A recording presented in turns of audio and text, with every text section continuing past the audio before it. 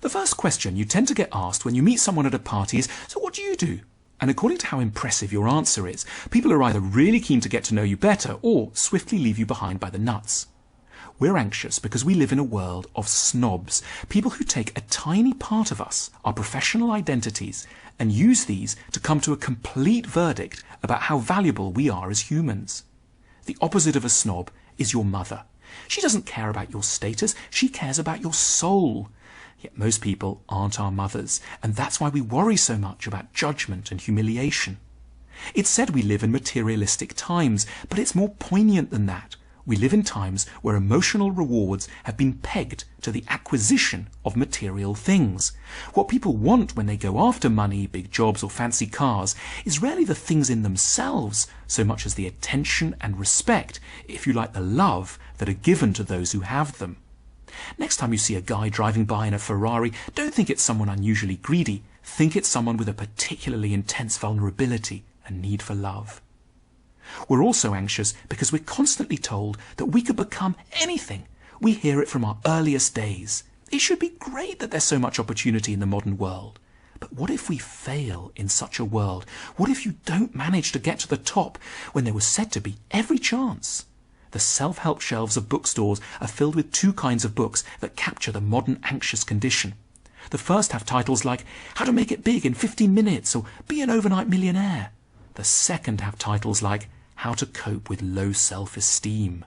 The two genres are related, a society that tells people they could have everything, but where in fact only a tiny minority can, will end up with a lot of dissatisfaction and grief.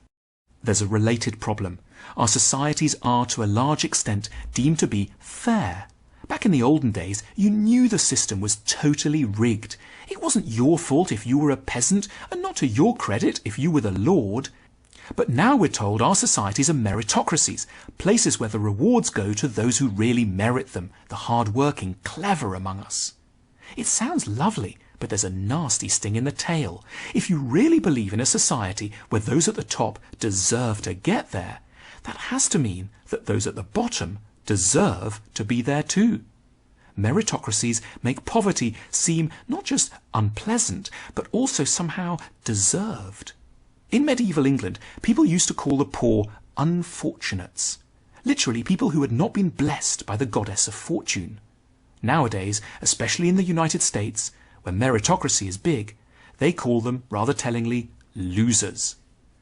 We scarcely believe in luck nowadays anymore as something that can explain where we end up. No one will believe you if you say you were fired because of bad luck. Your professional position has become the central verdict on your character. No wonder suicide rates rise exponentially the moment a society joins the so-called modern world. How can we cope? Well, first off, by refusing to believe that any society really ever can be meritocratic. Luck or accident continue to determine a critical share of where people end up in the hierarchy. Treat no one, not least yourself, as though they entirely deserve to be where they are. Secondly, make up your own definition of success instead of uncritically leaning on society's. There are so many ways to succeed, and many of them have nothing to do with status as it's currently defined within the value system of industrial capitalism. Those who succeed at making money rarely succeed at empathy or family life.